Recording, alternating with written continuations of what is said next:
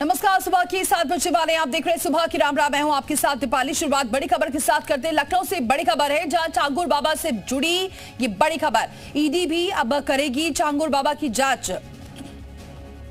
धर्मांतरण का धंधा चलाता था चांगुर बाबा, कई हिंदू लड़कियों को निशाना बनाया था। एटीएस को अब जांच के दौरान कई पुख्ता सबूत भी मिले हैं जिसमें अवैध धर्मांतरण से जुटाए गए 100 करोड़ रुपए के बारे में सबूत मिले हैं, जानकारी मिली है। 100 करोड़ से ज्यादा रुपए जुटाने के सबूत मिले हैं। रकम का इस्तेमाल बताया जा रहा है कि टेरर फंडिंग में हुआ है और जांच अब पुलिस तो कर ही रही है, साथ में ईडी को सौंपेगी अब एटीएस पूरे मामले की जांच।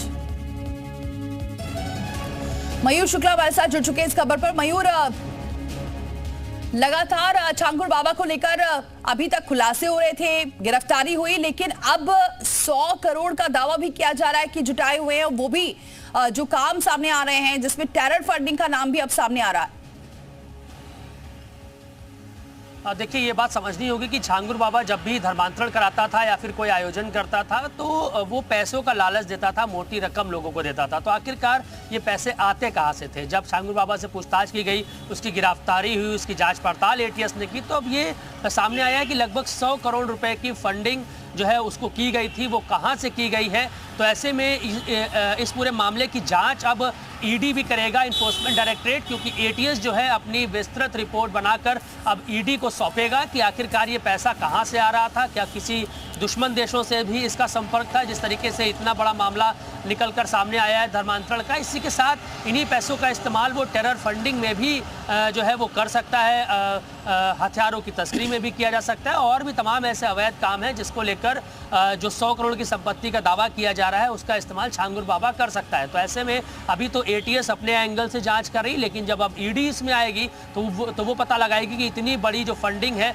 वो आखिरकार कहाँ से हो रही थी। क्या पाकिस्तान से जो है इसके कनेक्शन है, क्या गल्फ कंट्रीज से है, और जो एक तरीके से नेक्सस पूरे देश में चल रहा है धर्मांतरण का, चाहे वो सिखों का धर्मांतरण हो, चाहे वो हिंदुओं का धर्मांतरण हो, या फिर किसी अन्य धर्म है उनका धर्मांतरण हो। तो ऐसे में इस तरीके के जो लोग हैं वो फंडिंग कहाँ से करते हैं, क्या देश में भी इनके कोई ना कोई ऐसे मॉड्यूल है जहाँ से इनके पास इतना पैसा आ रहा है, तो ये सब जांच का विषय है। और अब एनफोर्समेंट डायरेक्टरेट भी जांच करेगा कि इतना पैसा आखिरकार चांगुर बाबा के पास से आया कहाँ से।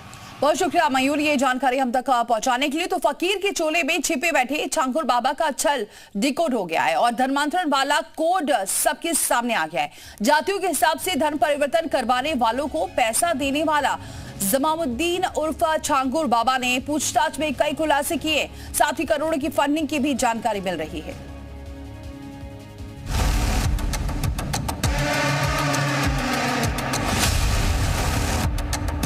जो बंदा मिलने के लिए आया था उसका नाम अमित था, उसने अब खुद को अमित इंट्रोड्यूस किया था, जबकि उसका असली नाम अबू आमिर अंसारी था, जो मुझे जानकारी नहीं थी।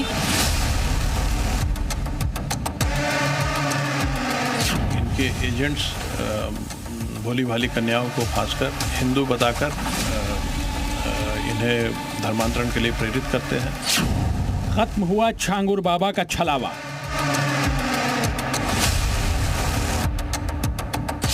चांगुर बाबा का रहस्य लोक एक्सपोज।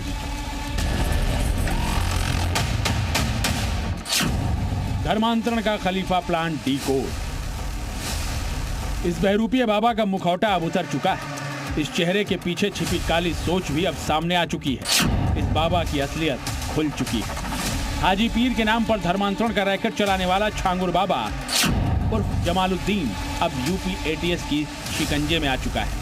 एटीएस ने चांगुर बाबा के साथ बलरामपुर के उतरौला से उसकी सहयोगी नीतू उर्फ नसरीन को भी गिरफ्तार कर लिया है। इसके साथ ही चांगुर बाबा की काली करतूतों की सच्चाई अब बेपर्दा हो रही है।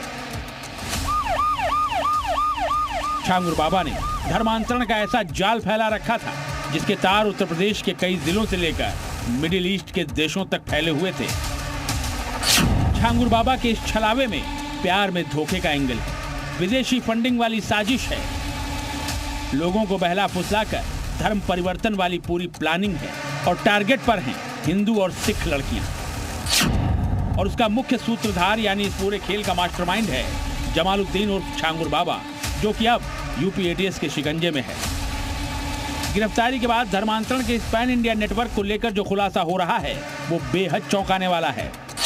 छांगुर बाबा पर लड़कियों को बहला फुसला कर उनका धर्म परिवर्तन कराने का आरोप है। इनके एजेंट्स भोली भाली कन्याओं को फांसकर स्वयं को हिंदू बताकर, इसके अलावा नाबालिग कन्याओं का भी धर्मांतरण कराया गया। पता ये भी